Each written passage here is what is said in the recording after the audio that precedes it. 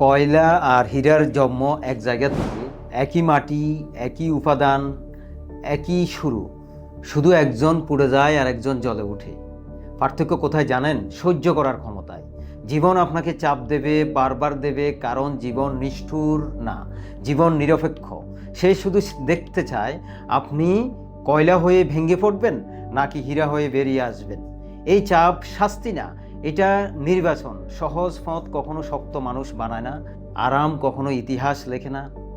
যখন দায়িত্ব বাড়ে, যখন দায়িত্ব দরজায় দাঁড়ায়, যখন মানুষ ভুল বুঝে, ঠিক তখনই জীবন প্রশ্ন করে আপনি পালাবেন নাকি দাঁড়াবেন। চাপের নিচেই মানুষ আসল রূপ তৈরি হয়। মানুষের আসল রূপ তৈরি হয় চাপের নিচে। কয়লা চাপ সহ্য করতে পারে না, সুতরাং সে ভেঙে যায়। হীরা একই চাপকে নিজের শক্তিতে বদলে নেয়। একই আগুন, একই চাপ, ভিন্ন ফলাফল। আপনার কষ্ট, আপনার দুশ্চিন্তা, আপনার অপমান, এসব আপনাকে শেষ করতে আসেনি। এসব এসেছে আপনাকে পরিষ্কার করতে, কঠিন করতে, দামি করতে, অনেক দামি করতে। তাই এই পথে একাকিত্ব আসবে, সন্দেহ আসবে, নিজের উপর বিশ্বাস হারানোর রাত আসবে, অনেক অর্ঘুম রাত যাবে।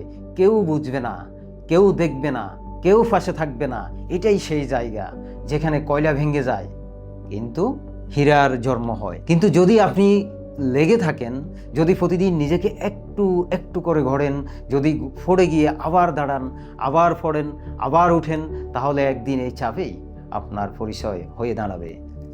মানুষ বলবে না আপনি কত কষ্ট পেয়েছেন, মানুষ বলবে আপনি কতটা বদলে গেছেন। মনে রাখুন, হীরা জন্মায় না, তৈরি হয় চাপের নিচে, অন্ধকারের ভিতরে, নিঃশব্দ লড়াইয়ে। যেখানে কেউ হাততালি দেয় না, হাততালি পাওয়ার লোক পাওয়া যায় না, সেই কিংবদন্তি তৈরি হয়। তাই চাপকে ভয় পাবেন না। জীবন যখন আপনাকে চেপে ধরছে, বুঝে নিন সে আপনাকে ভাঙতে না, তৈরি করতে চায়। কারণ ভাঙ্গা মানুষ লুকায়, তৈরি মানুষ জ্বলে। ভাঙ্গা মানুষ লুকিয়ে থাকে, তৈরি মানুষ জ্বলে ওঠে। আজ সিদ্ধান্ত আপনার। আপনি কি মুহূর্তের ভারে ভেঙে পড়বেন নাকি সময়ের আগুনে নিজেকে গড়বেন? আপনি কি কয়লা হয়ে নিভে যাবেন নাকি হীরা হয়ে জ্বলে উঠবেন?